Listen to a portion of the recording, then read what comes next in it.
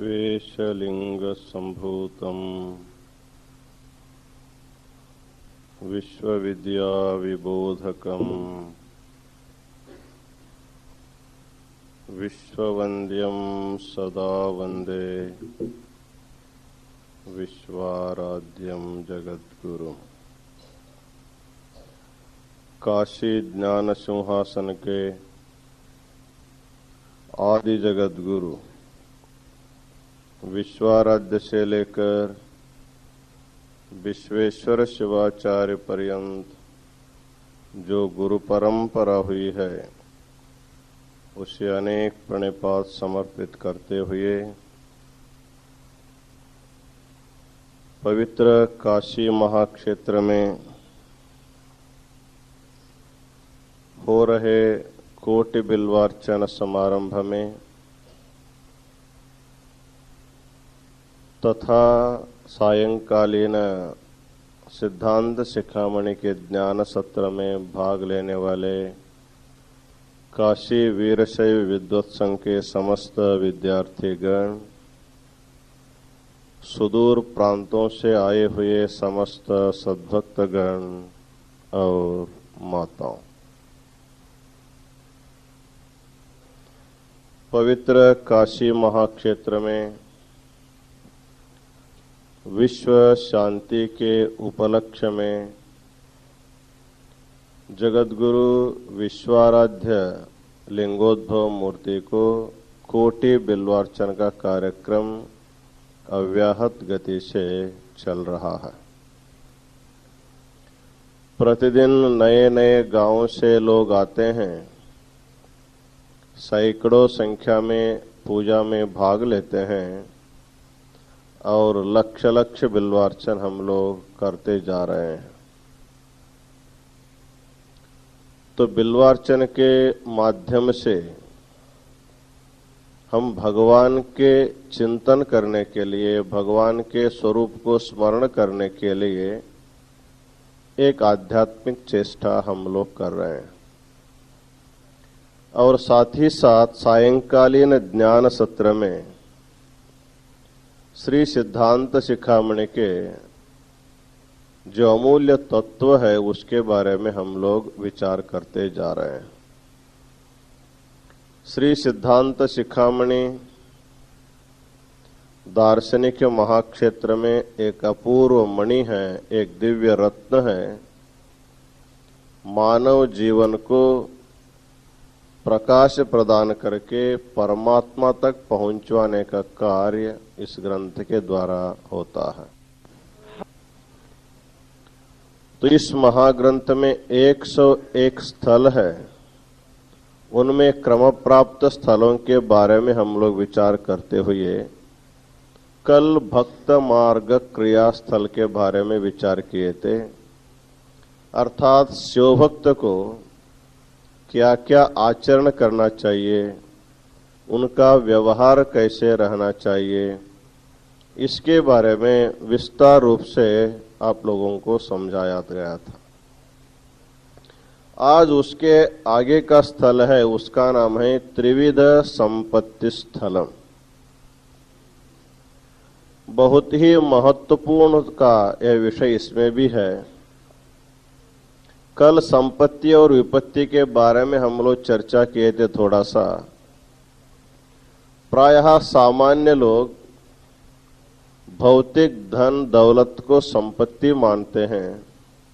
वस्तुतः वह संपत्ति नहीं है, वह एक प्रकार की जीवों की विपत्ति मानी जाती है।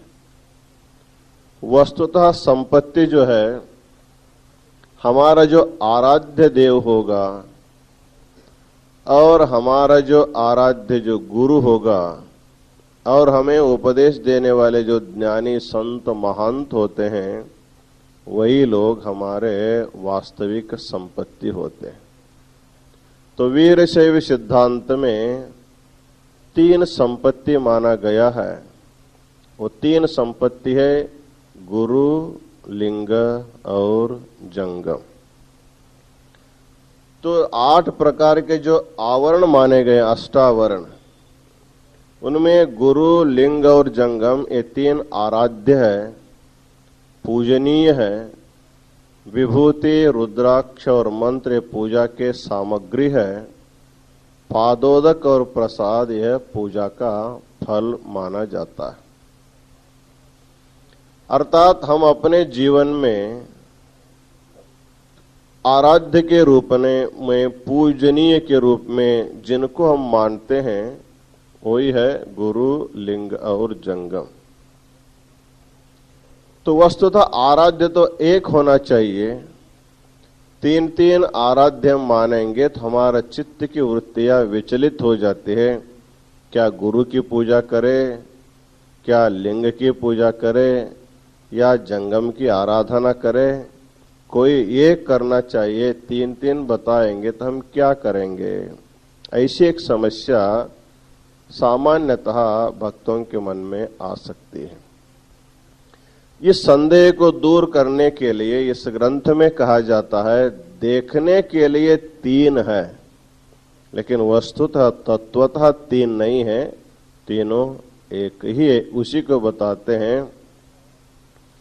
तो यहां पर एक एव शिव साक्षात सर्वानुग्रह कारकः गुरु जंगमलिंगात्मा वर्तते भुक्ति मुक्तिदः। एक एव शिव साक्षात सर्वानुग्रह कारक। भगवान शिव एक ही है, सभी जीवों के ऊपर अनुग्रह करने वाला देव एक ही है। उन्हीं के तीन लीला के मूर्तियां, गुरु के रूप में वही है और अपने आराध्य इष्टलिंग के रूप में भी वही है, और हमें उपदेश देने वाले जंगम के रूप में भी वही है। इसलिए गुरु जंगम लिंगात्मा वर्तते भुक्ति मुक्तिदाः। तो संसार में आने के बाद प्रत्येक जीवात्मा को दो अभिलाषाएं होती हैं। पहली अभिलाषा है भुक्ति अभिलाषा और दूसरी अभिलाषा है मुक्ति अभिलाषा। अर्थात शब्द, स्पर्श, रूप, रस, गंध आदि जो पंच महाविषय है, इनको उपभोग करने की प्रत्येक व्यक्ति के मन में इच्छा होती है। तो भोग की इच्छा पहली होती है और मुक्ति की इच्छा बाद में होती है। तो मुख्यतः इच्छाएं दो है, या तो भुक्ति या तो मुक्ति। तो भुक्ति और मुक्ति दोनों को प्रदान करने का सामर्थ्य इन्हीं तीनों में आराध्यों में है। इसलिए ईश्वर की आराधना से हमको नाना प्रकार के भोग ऐश्वर्य की प्राप्ति होती है, और गुरु और जंगम की आराधना से हमें मुक्ति की प्राप्ति होती है। जब भी आप भगवान के सामने जाते हैं, प्रार्थना करते हैं, पूजा करते हैं, तो उस समय आप नाना प्रकार के अपने मन की कामनाएं भगवान के सामने रखते हैं। इसकी पूर्ति के लिए हम लोग आराधना करते हैं। ऐसा संकल्प भी हम लोग करके हम लोग पूजा करते हैं। अर्थात ईश्वर की आराधना से, अर्थात इष्टलिंग की आराधना से हमें भोगैश्वर्य की प्राप्ति होती है, और गुरु और जंगम की आराधना से हमको मुक्ति की प्राप्ति होती है। इस तरह भोग और मुक्ति, भुक्ति और मुक्ति प्रदान करने का सामर्थ्य उसी भगवान में है। वो अपने स्वरूप को अलग अलग बना करके गुरु के रूप में वही आया है, इष्टलिंग के रूप में वही आया है, और जंगम के रूप में भी वही आया। तो गुरु के रूप में आकर हमें वो दीक्षा प्रदान करते हैं। तो वेदों में कहा गया है कि साक्षात भर्गो नराकृति। जब भगवान अकेले पहले थे, उनका अभी गुरु और जंगम का अवतार नहीं हुआ था, तो बहुत बार उन्होंने भक्तों को उद्धार करने के लिए, दुष्टों को संहार करने के लिए उन्होंने बहुत ही प्रयत्न किया। फिर भी संहृत जो दुष्ट थे वो बार बार जन्म लेने लगे।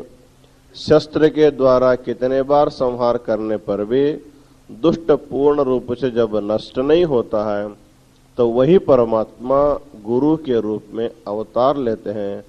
उस समय उनके हाथ में किसी प्रकार का शस्त्र नहीं रहता है, सभी शस्त्रों को छोड़ करके शास्त्रधारी होकर के वही भगवान गुरु के रूप में अवतार लेते हैं।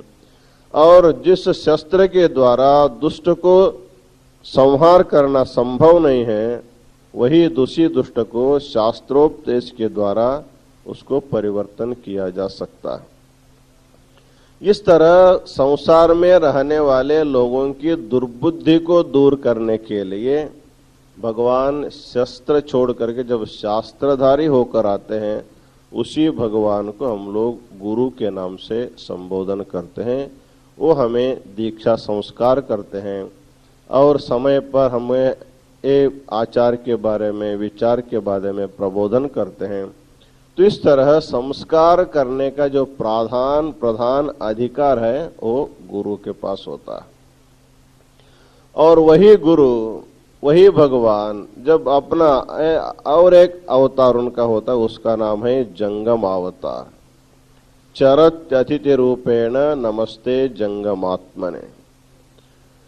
तो जंगम के रूप में वही परमात्मा अवतार लेकर के सामान्य जीवों तक पहुंच करके उनको ज्ञानोपदेश देकर उनके अज्ञान को दूर करके वो स्वयं शिवस्वरूप ज्ञानी है और लोगों को भी शिव ज्ञानी करने के लिए निरंतर उपदेश देता रहता है। श्री सिद्धांत शिखामणि में जंगम के बारे में बताया जाता है कि वो विश्व प्रकाशक जो परमात्मा है, विश्व प्रकाशक परमात्मा को जो अपने आत्मरूप से जान करके अर्थात शिवज्ञान संपन्न होकर जो सभी जनों को शिवज्ञान उपदेश देता रहता है, ऐसा जो दिव्य ज्ञानी है वो महात्मा, उन्हीं को जंगम शब्द से संबोधित किया जाता है। तो वीरशैव सिद्धांत में परंपरा प्राचीन काल से आई हुई है। इसी परंपरा के अनुसार हमें गुरु की आराधना करनी है, इष्ट लिंग की आराधना करनी है और जंगम की भी आराधना करनी है। तो देखने के लिए तीन है, लेकिन वस्तुतः तीनों मिलकर के एक ही तत्व है। जैसे आप लोग कोटि बिल्वार्चन में करने कार्यक्रम में बैठते हैं, आपके हाथ में जो बिल्व दल दिया जाता है उसमें 3 पान होते हैं। तो 3 पान और 3 अलग अलग नहीं है, तो तीनों मिलकर के जैसे एक होता है, तो एक बिल्वम शिवार्पण हम लोग कहते हैं। उसी प्रकार बिल्व दल के त्रिदल के समान वीरशैव सिद्धांत के प्रधान जो आराध्य तत्व है, उसी के वो 3 स्वरूप है। गुरु के रूप में उसी की पूजा होती है, लिंग के रूप में उसी तत्व की पूजा होती है और जंगम के रूप में भी उसी तत्व की पूजा होती है। तो वीरशैव सिद्धांत में जंगम को चरलिंग से भी संबोधित किया जाता है। उसको एक स्थिरलिंग है, दूसरा चरलिंग है। अर्थात जो जंगम है, ज्ञानी जो जंगम है, उसको चरलिंग माना जाता, चलने वाला फिरने वाला लिंग उसको कहते हैं। जैसे हम अपने भगवान को नैवेद्य दिखाते हैं, तो नैवेद्य दिखाते तो भगवान तो स्वयं खाते नहीं हैं, इसलिए हमारी परंपरा में त्योहारों में जंगमों को बुला करके उनकी पाद की पूजा करते हैं और उनको नैवेद्य पहले अर्पण करते हैं। जब वो स्वीकार करता है उसके बाद हम भगवान को नैवेद्य दिखाते, ये परंपरा है। अर्थात लिंग का जो मुख है वह जंगम है। जैसे वृक्ष को पानी देना हो तो पत्ते के द्वारा असा उसके टहलियों के द्वारा पानी पिलाया नहीं जाता है।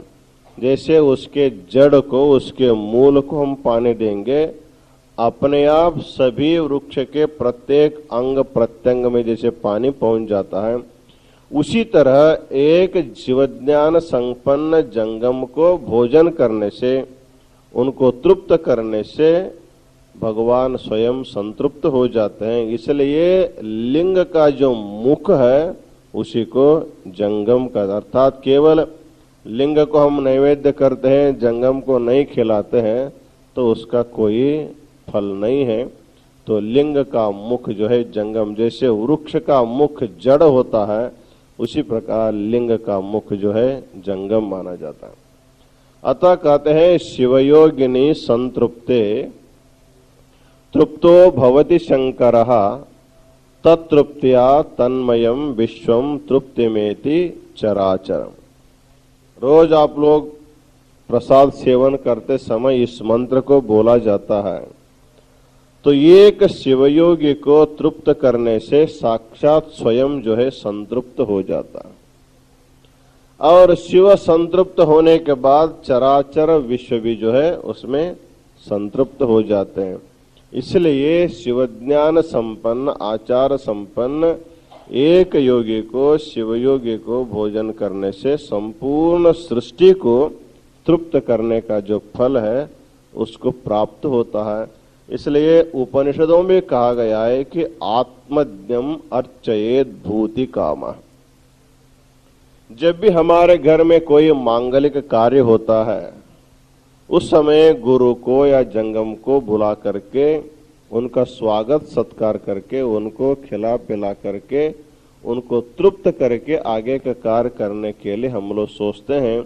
इसका एक ही उद्देश्य है, आगे के हमारे कार्य में कोई त्रुटियां भी हो जाएंगे तो गुरु जंगम की पूजा से वो त्रुटियां पूर्ण हो जाते, इसलिए उसको अवश्य करना चाहिए। तो एक शिवयोगी जब संतुष्ट हो जाता है, संतृप्त हो जाता है तो उसी तृप्ति के कारण साधक को, शिव भक्त को शिव सायुज्य की भी प्राप्ति होती है। इसी बहुत ही महिमा शास्त्रों में बताया गया। इसके लिए एक बहुत ही प्रसिद्ध एक कथा है, बहुत सुंदर कथा है। एक गांव में एक व्यक्ति की मृत्यु हो जाती है तो यमदूत आकर के उनके प्राण हरण करने के लिए आते हैं, उनके जीवात्मा को ले जाने के लिए। तो उनके प्राण और जीव को यमदूत आकर के यमलोक ले जाते हैं। ले जाने के बाद यम ने चित्रगुप्तों को बुलाया, देखो इनका हिसाब किताब क्या है। लेकिन वहां थोड़ा सा गड़बड़ी ऐसे हो गई थी, जिसको लाना चाहिए था उसको छोड़ करके दूसरे व्यक्ति को ये लाए थे, क्योंकि नाम में दोनों की साम्यता होती। शिवदास उसका नाम था। तो एक गांव में शिवदास नामक दो व्यक्ति थे। एक बहुत बड़ा प्रसिद्ध व्यक्ति था, अमीर व्यक्ति था, एक अत्यंत गरीब था। तो श्रीमंत के ख्याति सब तरफ फैली रहते हैं। वो शिवदास कौन है तो पूछेंगे तो जो श्रीमंत शिवदास होता उसी के घर सब लोग दिखाते हैं। तो यमदूतों को भी कंफ्यूज हो गया, कौन शिवदास हो, ये गरीब शिवदास को लाना था, उनको छोड़ दिए, वो श्रीमंत शिवदास को ले गए थे। तो चित्रगुप्त ने कहा कि इनकी अभी 10 साल इनका अभी आयु है और इसको हम लोग यहाँ रख नहीं सकते हैं, तो लाए हैं तो ठीक है। इन्होंने अपने जीवन में अभी तक इनका आयु 90 साल का है, अभी 10 साल जीवित रहने वाला है। तो 90 साल में इन्होंने एक भी पुण्य का कर्म नहीं किया है। तो शरीर छोड़ने के बाद इनको जो दुख भोगना है, जब तक ये तो आया ही है, इनको हमारे इस यमलोक में जितने भी नरक कुंड है, किस किस पाप का क्या क्या भोग करना पड़ता है, इसको केवल दिखा करके इनको वापस भेज दीजिए और दूसरा जो गरीब शिवदास है उसको ले आइए। तो यमदूत ने इनको ले गया, देखो तुमने एक पाप किया था उसका फल ये भोगना है, ये पाप किया था इसको फल भोगना है, उसको सारा दिखाते दिखाते जा करके उसको छोड़ देते हैं। तब तक वहां क्या हो गया है, वो किसी को प्रिय व्यक्ति नहीं था। घर वालों भी उनसे संतुष्ट थे, नौकर चाकर भी संतुष्ट थे, सबको इतनी खुशी हो गई थी। पीड़ा चला गया, अच्छा हुआ करके उनके जेब के जब चाबियां, कोई पत्नी लिया, कोई बच्चे लिए, अब कारोबार हमारे हाथ में आ गया, इतनी खुशियां मना रहे थे, तब तक उसका प्राण जो है वापस उस शरीर में आ गया। अब क्या है, थोड़े ही समय में उनको ले जाने वाले थे स्मशान घाट, परंतु जब ही उन्होंने आंख खोल दिया, सब लोग घबरा गए, सोचने लगे कि ये भूत हो गया, क्योंकि ये पैसे के ऊपर इतना प्रेम करता था, इतना स्नेह था, तो इसी के वजह से इनका प्राण वापस आया है, ये तो प्रेत हो गया। ऐसे भयभीत होकर के सब भागने लगे। तब उन्होंने कहा, मैं भूत नहीं हूं, मैं प्रेत नहीं हूं, मैं जो पहले था वही हूं, आप मुझसे घबराएगा नहीं। पहले मेरी बुद्धि जैसी थी, अब मेरी बुद्धि वैसी नहीं है, मेरी बुद्धि अब जो है सुधर गई है।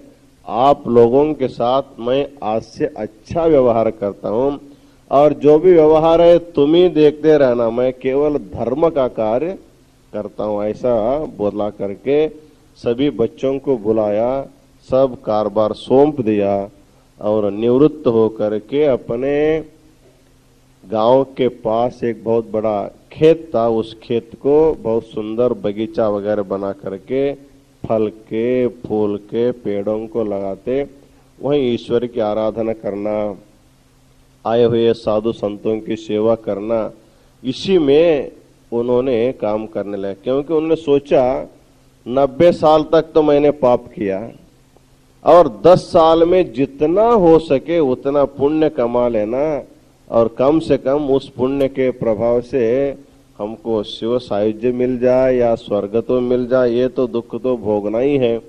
ऐसा विचार करके इधर उनका बहुत ही अच्छा कार्य चलने लगा। तो कार्य करते करते जब उन्होंने बहुत सुंदर बगीचा बनाया, सत्संग करने वालों को सेवा करने लगा, करते करते बहुत धर्म कार्य करते करते 10 साल उसके बीत गए। 10 साल बीतने के बाद फिर यमदूत आए, फिर इनके प्राण हरण करके ले गए। ले जाने के बाद चित्रगुप्तों को बुलाया और पूछा कि इनका हिसाब किताब बताइए, क्या है, पुण्य के खाता में कितना जमा हुआ है और पाप के खाता में क्या है। तब चित्रगुप्तों ने कहा, देखिए 10 साल पहले इनका जो पुण्य का जो खाता था उसमें केवल 0 था, कुछ भी नहीं था। अब 10 साल में थोड़ा सा वहां पर जमा हुआ है। तो 10 साल में इन्होंने जो पुण्य किया है उसका प्रभाव से इनको स्वर्ग में या कैलाश में कितना दिन रहना है, और किए हुए पाप को भोगने के लिए कितना दिन को नरक में रहना है। चित्रगुप्तों ने कहा, इन्होंने किए हुए पाप को, फल को भोगने के लिए 1000 वर्ष इसको नरक में रहना पड़ता, और 10 साल में किए हुए पुण्य का जो प्रभाव है उससे केवल 1 साल तक वो कैलाश में शिव के साथ रह सकता है। तो इनसे पूछिए, पहले या शिवलोक जाना चाहता है या ये नरक जाना चाहता है। उनकी इच्छा जैसी हो वैसे उनको भोगने दीजिए। जैसे आप लोग खाने के लिए बैठते हैं तो थाले में बहुत सी चीजें परोसी जाते हैं, कुछ तीता है, कुछ नमकीन है, कुछ मीठा है। आप जो खाना चाहेंगे आप पसंद से खा सकते हैं। परोसने वाला आपके ऊपर जबरदस्ती नहीं करता है कि पहले इसी को खाओ, उसी को खाओ। उसी प्रकार वहां यमलोक में भी इनके लिए छूट दी गई। पहले तुम शिवलोक जाना चाहते हो तो 1 साल तक वहां रहना होगा, और नरक जाना चाहते हैं तो 1000 साल वहां रहना होगा। तुम पसंद करो कहां जाना चाहते हो। उन्होंने सोचा 1000 साल नरक में रहने के बाद में स्वर्ग में या शिवलोक में आऊंगा कि नहीं आऊंगा किसको मालूम। तो पहले जो अच्छा है उसी को भोगा जाए, बाद में जीवन भर दुख तो भोगना ही भोगना है। तो उन्होंने विचार किया, देखिए नरक को तो मैंने देख लिया, इतना कष्ट 1000 साल तक भोगना है, उसकी अपेक्षा मुझे 1 साल तक शिव के पास रख दीजिए, बाद में जो होगा उसको देखा जाएगा, 1 साल तो बीतने दीजिए। तो यम ने छुट्टी दे दी उनको, ठीक है जाओ इनको शिवलोक में भेज दो। तो वहां जाकर इनका नाम दर्ज कराया गया, कहा गया कि फलाना तारीख से फलाना तारीख तक वो यहाँ रहेगा, वो तारीख समाप्त होते हमारे दूत आएंगे, इनको हमारे सुपुर्द कर देना। तो शिवदूत उनको शिवलोक में ले गए। जब शिव सानिध्य में रहने लगा, उनको ऐसा लगने लगा कि मैं 90 साल तक यही काम किया होता, पूरा पूरा शिवलोक में रहता था, अब 1 साल के बाद मुझे इसको छोड़ के जाना पड़ेगा। बहुत भूल मुझसे हो गई, बहुत लोगों के सुनने के बाद भी मैं धर्म कार्य नहीं किया। तो ठीक है, जितना पुण्य है उतना तो भोगना, अब आगे के दुख विचार करते, इसमें क्या करना ऐसा विचार करते, बहुत आनंद से भगवान का भजन करते वहां रहने लगा। इधर भूलोक में उन्होंने जो बगीचा बनाया था, उस बगीचे में नाना प्रकार के फूल थे, फल थे, बहुत बड़े बड़े छाया के वृक्ष थे। अपने बच्चों को उन्होंने बताया था, देखो इस खेत में जितने भी फूल आते हैं, फल आते हैं, इसको किसी को बेचने के लिए नहीं और आप अपने उपभोग के लिए नहीं करना, इसको केवल अतिथि सेवा के लिए, अभ्यागतों की सेवा के लिए इसको रखना। तुम्हारे लिए मैंने बहुत कुछ कमा के रखा है, उसको तुम अपने लिए खाते रहना, इतना तो हमेशा धर्म के लिए तुम लोग करते रहना। तो बच्चे भी सुधर गए थे। जब ये वापस आया था नरक दे करके, पिता के बात सुन करके सोचने लगे कि हमको जितना ज्यादा से ज्यादा हम लोग भी धर्म करते रहे। तो ये एक बार ऐसा हुआ, तिधर उनके दिन तो बीते गए, 1 दिन गया, 2 दिन गया, ऐसे बीते गए। तो 365 दिन में 65 दिन में जाने में कितना देर लगता है? आपको 15 दिन कैसे बीत गया तो बीत गया, कोट बिल्वार्चन के लाए हुए 15 दिन बीत गया। उसी प्रकार उनके भी दिन बीते बीते 300 दिन गए, 360 दिन गए, 364 दिन बीत गया। अब केवल 1 दिन बाकी था। उस दिन क्या हो गया, उस बगीचे में बहुत से शिवयोगी लोग जो तीर्थ यात्रा करते हुए, लिंग पूजा करने वाले, भगवत भजन करने वाले, संकीर्तन करने वाले, ऐसे बहुत से संत लोग, शिवयोगी लोग उसी रास्ते से जा रहे थे।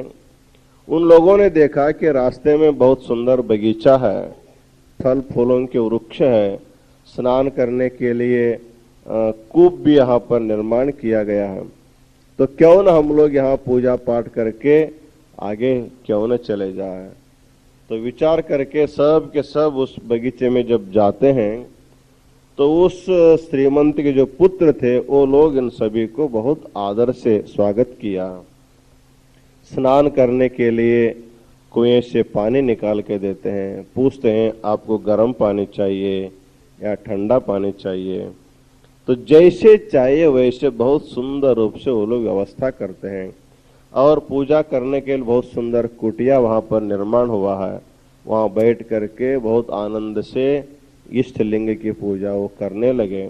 और पूजा करते करते वहां के बिल्वदल को, वहां के पुष्पों को भगवान को अर्पण करते करते इतना तन्मय हो गए, इतना आनंदित हो गए, तो कौन इसको किया है, किन्होंने इस वृक्ष को लगाया होगा, ऐसा उनके प्रति उनके मन में एक प्रकार की अनुग्रह करने की इच्छा होने लगी। बाद में जब पूजा होने के बाद उनको गाय के दूध ला करके देते हैं। और बड़े बड़े आम का ही सीजन था, अब काशी में भी आम का सीजन चल रहा है, तो वहां पर भी आम का सीजन था, तो बहुत अच्छे अच्छे आम के फल वहां निकले थे, ला करके सभी संतों को, शिवयोगों को खाने के लिए देते हैं।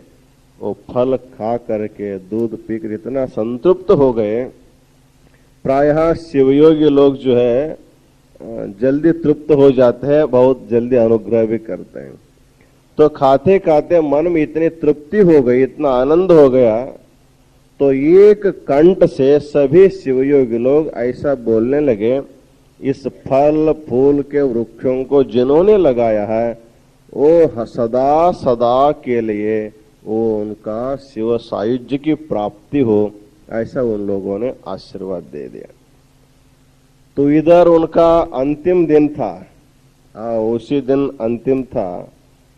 तो यहाँ के जो यमदूत थे वो अपने हिसाब किताब देख करके, डायरी देख करके सोचन, हाँ आज दिन का अंतिम दिन है, इनको अब नरक में लाना है करके वो लोग जब शिवलोक में आए और बाहर खड़े हो करके वहां के शिवदूतों से कहने लगे, हम लोग 1 साल पहले एक व्यक्ति को आपके यहाँ छोड़ा था, अब उनका समय समाप्त हो गया है और उनको हमारे हवाले कर देना, उनको हम लोग नरक में जाते हैं। तो ठीक है, ऐसा विचार कर जब वो लोग अपने खतावने खोलने लगे डिस्चार्ज करने के लिए, जब उनको एंट्री किया तो उसको छोड़ने समय उनकी क्या स्थिति है उसको देखते हैं। उसमें हुआ जो 1 साल के लिए शिवलोक का वास लिखा था वो कट करके वहां लिखा गया था, यह व्यक्ति सदा सदा के लिए यह शिवलोक में रहेगा। तो उन लोगों ने देखा कि इस काटकुट कौन किया है, भूलोक में चलता है ऐसा काटकुट, कुछ पैसा दे करके, किसी को घूस दे करके अपनी शिक्षा को कम लोग करते हैं, कुछ भी करते हैं, लेकिन शिवलोक में ऐसा क्या हो गया, ये काट करके कौन लिखा है। तब भागते भागते भगवान शिव के पास जाते हैं। भगवान शिव, आपके दरबार में भी कुछ काटकुट होने लगा है, जिसको 1 साल के लिए इसके यहाँ रहना था उनको सदा सदा के लिए रहने के लिए लिखा गया है, ये कौन लिखा है देख लीजिए। जब भगवान शिव उसको देखते हैं, जब अपने ध्यान दृष्टि में, ध्यान मुद्रा में शिव जब देखने लगते हैं, उनको दिखाई देता है कि भूलोक में संतृप्त जो शिवयोगी है उनका जो कृपाशीर्वाद हुआ था, उनका जो अनुग्रह हुआ था, उनके अनुग्रह के कारण ये अक्षर जो है बदल गए थे। तब भगवान शिव ने कहा कि शिवयोगी जो है शिव से भी बढ़कर होता है, उनके ऊपर किसी का शासन नहीं होता है। तो हमारे शासन को बदलने का सामर्थ्य संतों को, शिवयोगियों को होता है। इसलिए अब यह व्यक्ति कैलाश छोड़ करके कहीं नहीं जाएगा, ये हमेशा हमेशा के लिए यहीं रहेगा। इसलिए सुभाषितकार ने कहा है, कौन कौन संतुष्ट होने पर हमें क्या क्या मिलता है। यदि आप एक व्यापारी के पास जा करके आप भिक्षा मांगेंगे, तुष्टो वनिक मुष्टिमेकम ददाति।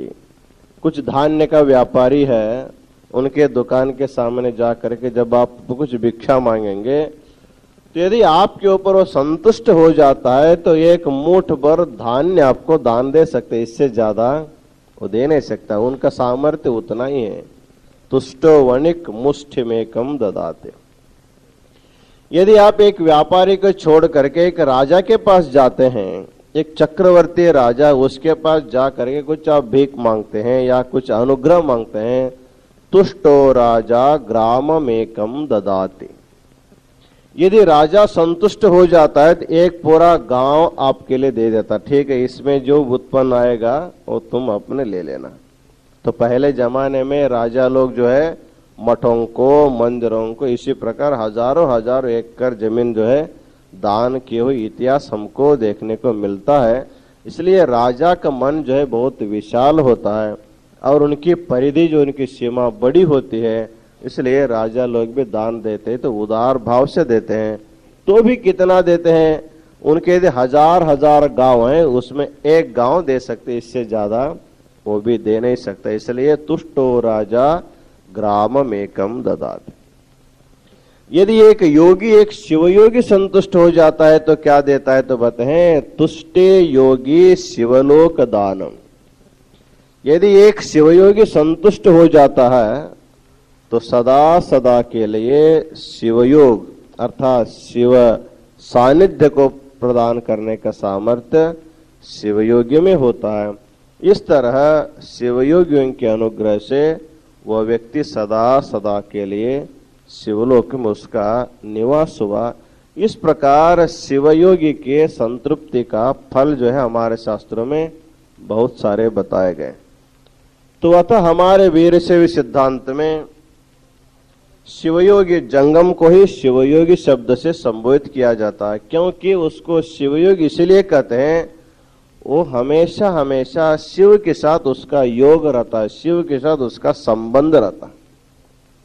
शिव योग शब्द का अर्थ होता है शिव के साथ जुड़े रहना, शिव के साथ संबंध रखना।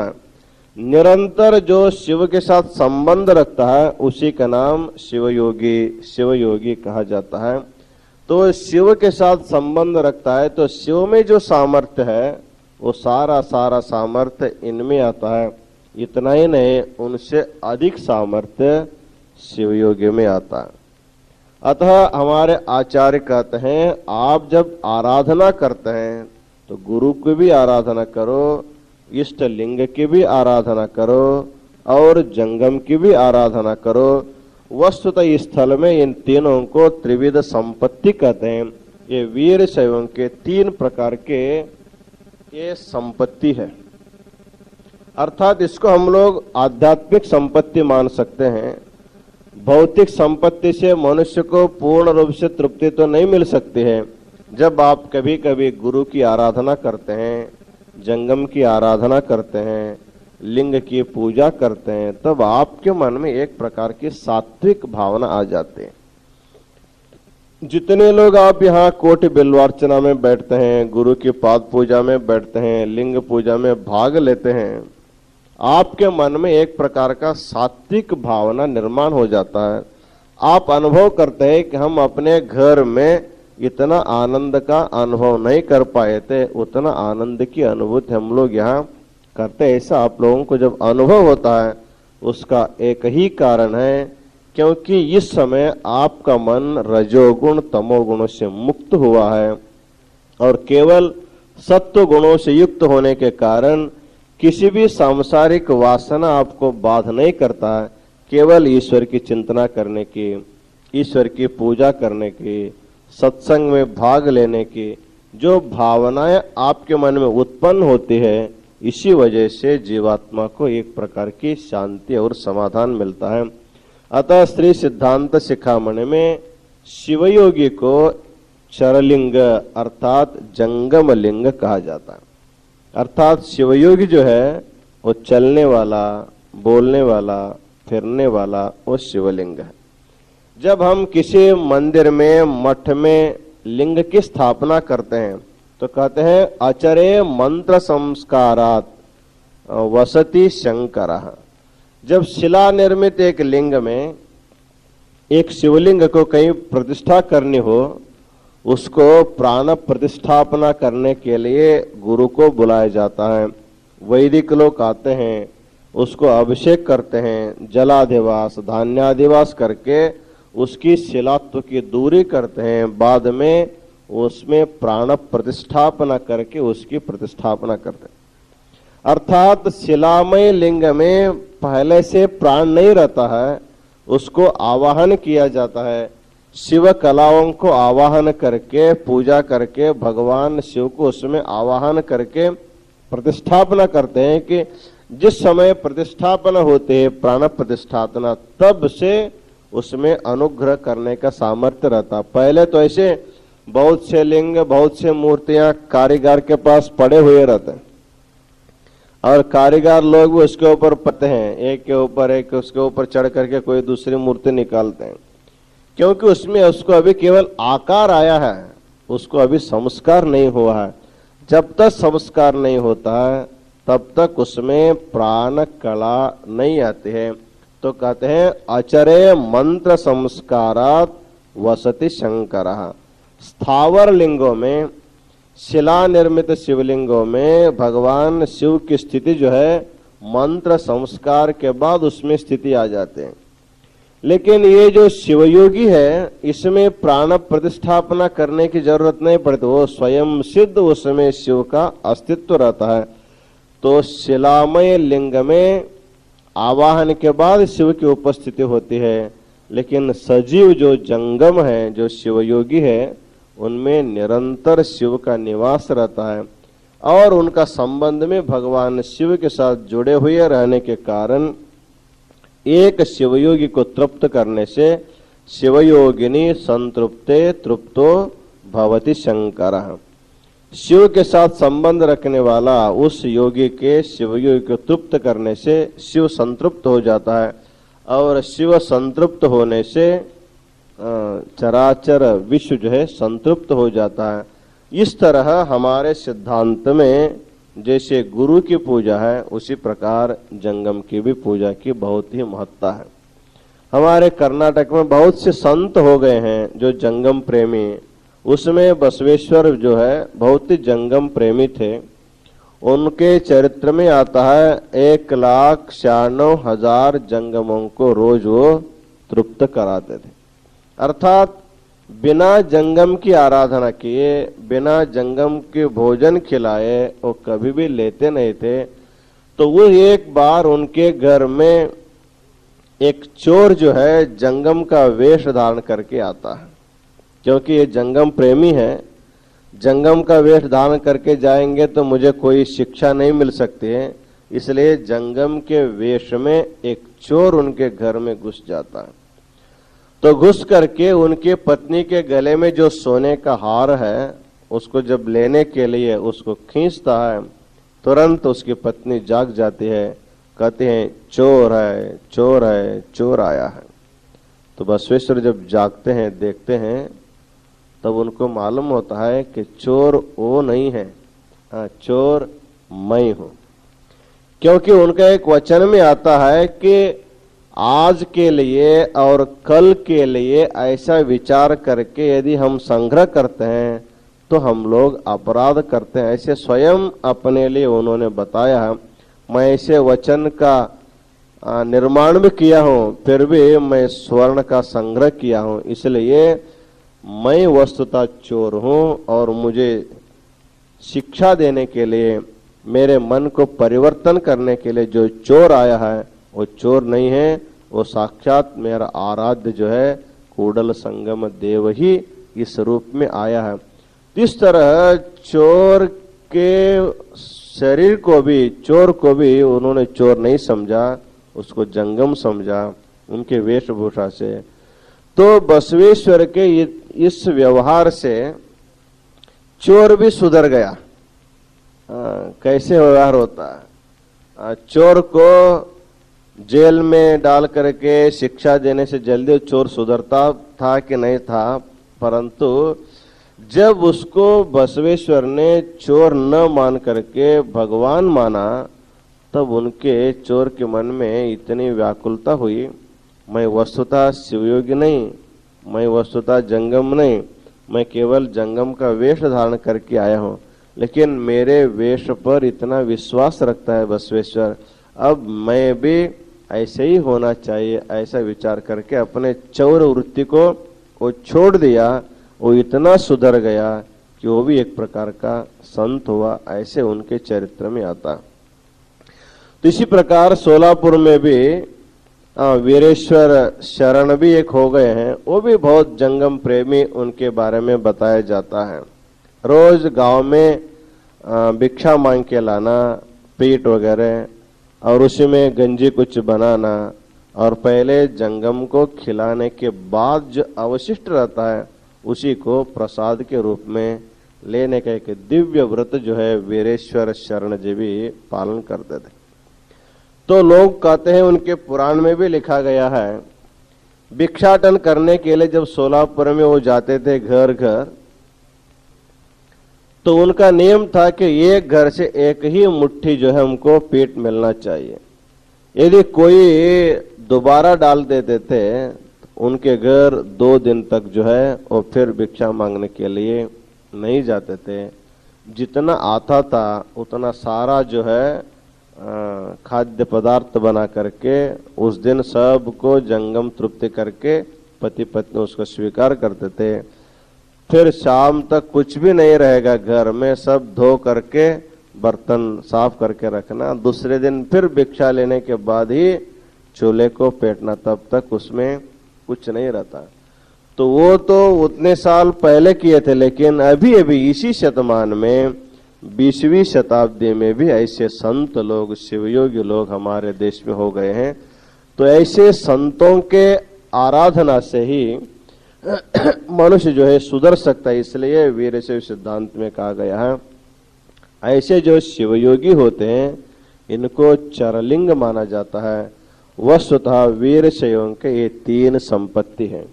गुरु हमारा एक संपत्ति है, इष्टलिंग हमारा एक संपत्ति है, जंगमी हमारा संपत्ति है। और अपने धन दौलत को हम लोग कितना हिफाजत से रखते हैं और उसकी सुरक्षा करते हैं, उसके तरफ हम लोग ख्याल करते हैं। हम रखा हुआ पैसा बरोबर है कि नहीं है, 1 बार 2 बार गिन के रखते हैं, फिर रोज उसको देख है कि नहीं है।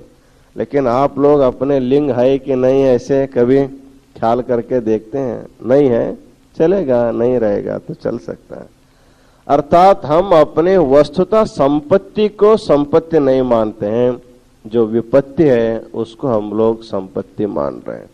तो सब लोगों को सोचना चाहिए, हमारा वास्तविक संपत्ति हमारा इष्टलिंग है, हमारा वास्तविक संपत्ति हमारा गुरु है, हमारा वास्तविक संपत्ति हमारा जंगम है।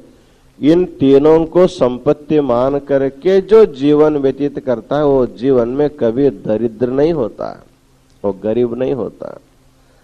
चाहे भौतिक संपत्ति आए जाए, लेकिन ये तो स्थिर नहीं है, कभी भी आ सकता है, कभी भी जा सकता है। लेकिन मन को तृप्ति देने वाले तो चीज केवल मुख्य 3 ही हैं। गुरु के उपदेश के द्वारा तृप्त हो सकते हैं, लिंग पूजा के द्वारा आपको तृप्ति मिल सकती है, जंगम के आराधना के द्वारा आपकी तृप्ति हो सकती है।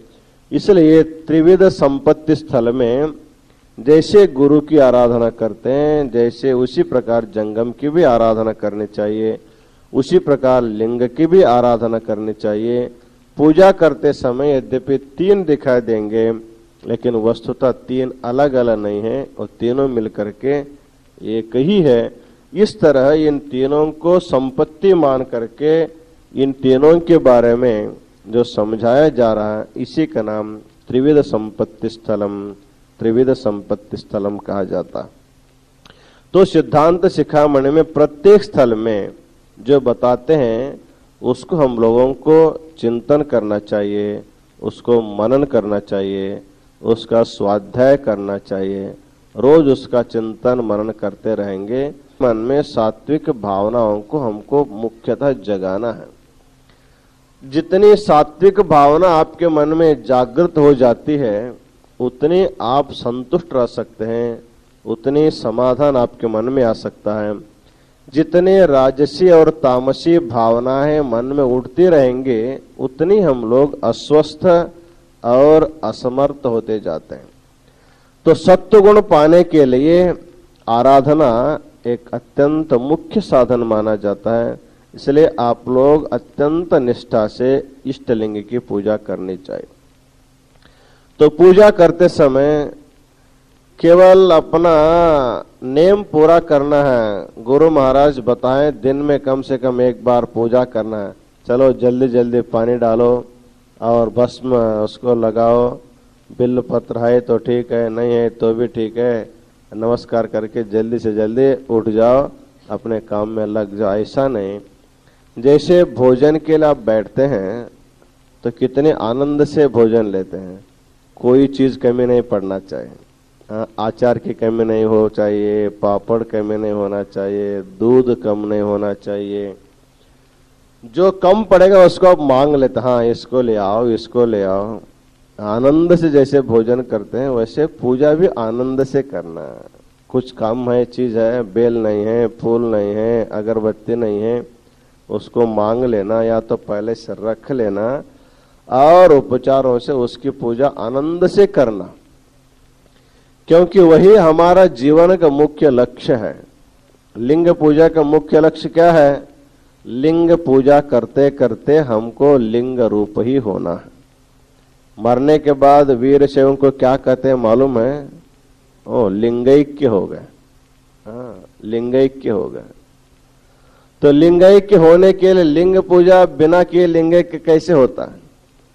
जो अंतिम समय में लिंग का ध्यान करता है, शिव का चिंतन करता है, वही उसमें लीन हो सकता है। क्योंकि मनुष्य के जो अंतिम समय है उसको बहुत ही महत्व दिया गया। आपका चित्त जो है अंतिम समय में जहां लगा है तो वही आपका जो है लाभ है, वही आपका प्राप्ति माना जाता है। यदि अंतिम समय में आपका चित्त संसार में लगा है तो आपको संसार की ही प्राप्ति है जाते जाते समय। इसलिए हम लोग बताते हैं, यदि कोई व्यक्ति मर रहा हो, शरीर छोड़ रहा हो, तो उनको पूजा करने के लिए कहना, उसको भगवान का नाम जप करने के लिए कहना। वो उसको नहीं करता है, उसको बुलाओ, इसको बुलाओ, उनको फोन करो, इनको फोन करो। वो लोग आकर क्या करेंगे? उनसे बोलते बोलते आप मर जाएंगे, तो क्या आपको मृत्यु मुख से छुड़ाने वाले नहीं हैं। इसलिए कहा जाता है कि किसी के चिंतन करने से मृत्यु से हम मुक्त नहीं हो सकते हैं। जो मृत्युंजय है, जो काल काल है, जो काल का भी काल है, जिसको महाकाल कहा जाता है, तो अंतिम समय में उसी का चिंतन करना चाहिए। उसको छोड़ करके अपने परिवार के लोगों को हम सामने बुला करके यदि हम प्राण छोड़ते हैं तो हमारा चित्त उसी में टिक जाता है। तो फिर उन्हीं की सेवा करने के लिए आपको उसी घर में आपको जन्म लेना पड़ता है। तो प्रायः उस घर को छोड़ा हुआ व्यक्ति उस घर छोड़ करके प्राय कहीं जाता नहीं है, फिर उसी घर में वो आता है, क्योंकि उसकी बुद्धि वहीं टिकी हुई रहती है। इसलिए हम लोग बार बार इसके बारे में विचार करते हैं। घर में यदि किसी की मृत्यु हो जाती है, उसके बाद यदि कोई शिशु उसके घर में जन्म लेता है, उसको कहते हाँ देखो वो आ गया, हाँ हमारे दादा आ गया, हमारे नानी आ गए, हमारे पिताजी आ गए, जैसे वो थे वैसे ही है, जैसे कि वैसे ही है। वो कहाँ जाएगा? हाँ, 100 साल तक जिस घर में रहा है, जिस परिवार के साथ आनंद लुटा है, तो शरीर छोड़ते समय सोचता है कि मैं दूसरे जगह कहाँ जाऊंगा, हाँ यहीं जाऊंगा।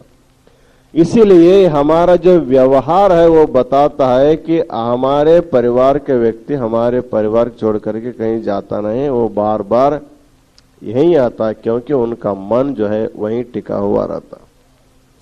लेकिन कितनी बार आएंगे? एक बार आपको इस संबंध को छोड़ना ही पड़ता है। तो 1000 बार आने के बाद भी वो संबंध छूटता नहीं है। तो मनुष्य होने के बाद, तत्रापि इस सत्संग में भाग लेने के बाद हम लोगों को विचार करना है, ठीक है संसार में रहते रहते अपना व्यवहार भी करो, भगवान की पूजा भी करो, लेकिन अंतिम समय में इसके चिंतन छोड़ करके भगवत चरण में लीन होने के लिए हमको अभी से थोड़ा सा यदि हम लोग अभ्यास करते रहेंगे तो हम बार बार कहते हैं, जैसे किसी स्टूडियो में फोटो खींचने के लिए जाते हैं, तो फोटोग्राफर जब आपके सामने कैमरा लेकर के खड़ा है उस समय आपसे कहता है कि हाँ तैयार हो जाओ, हाँ थोड़ा हंसते हुए हमारे तरफ देखना, आंख बंद नहीं करना। तो आप सब कुछ ठीक है, जब वो क्लिक करते समय आप आंख बंद कर देंगे तो आपका फोटो जो है अंधे के जैसे आता है। बाद में फोटोग्राफर से झगड़ा करते हैं, ऐसे फोटो खींचते हैं क्या हम अंधे हैं? तो वो क्या करेगा बेचारा? आप क्लिक करते समय आपको सावधान किया है, इधर देखो उधर देखो सब किया, फिर भी आपने उनके तरफ नहीं देखा। उसी समय उसी तरह हमारा जो अंतिम समय होता है, शरीर छोड़ने का जो अंतिम समय होता है, वो हमारा कैमरामैन वहां खड़ा रहता है। आप क्या सोच रहे हैं वैसे आपको कर देता है। यदि आप शिव का चिंतन कर रहे हैं तो आपको शिव स्वरूप मिल जाता है, यदि संसार का चिंतन कर रहे हैं तो आपको पुनः संसार में आना पड़ता है। तो अंतिम समय में भगवान का चिंतन करना उतना आसान नहीं है, इसलिए कहते हैं जन्म जन्म मुनि यतन कराही अंतराम कहीं आवत न। तुलसीदास कहते हैं बहुत से लोग जीवन भर भगवान का ध्यान करते रहते हैं, पूजा करते रहते हैं, लेकिन अंतिम समय में भगवान को भूल जाते हैं, तो संसार का चिंतन करते हैं। तो हम लोगों को इष्टलिंग की पूजा, गुरु की आराधना, जंगम की आराधना निरंतर करते करते तो हमको यही सोचना है कि हमारा संपत्ति यही है और यही हमारा अंतिम निधि है। ऐसा विचार करके जब आप साधना करेंगे तो अंतिम समय में भगवान का स्मरण होने के लिए जीवन भर करेंगे, तभी अंतिम समय में आता है। हाँ ठीक है, अंतिम समय भगवान का नाम लेंगे, उसी समय हम कैलाश जाएंगे, तो ऐसा नहीं होता है, उसको निरंतर करते रहना चाहिए। तो इस तरह श्री सिद्धांत शिखामणि में ये त्रिविध संपत्ति स्थल में गुरु, लिंग और जंगम, ये तीन हमारी जीवन की संपत्तियां हैं, और इसको छोड़ करके सारी जो है संपत्ति जिसको हम समझते हैं वो संपत्ति नहीं है, वो विपत्ति है। ऐसा मान करके प्रत्येक व्यक्ति को अपने इष्ट में श्रद्धा, अपने गुरु में और अपने ज्ञान उपदेश देने वाले जंगमों में श्रद्धा रख करके अपनी साधना को बढ़ाते जाना। इन्हीं वचनों के साथ आज का आशीर्वचन हम पूर्ण करते हैं। ओम शांति शांति शांति।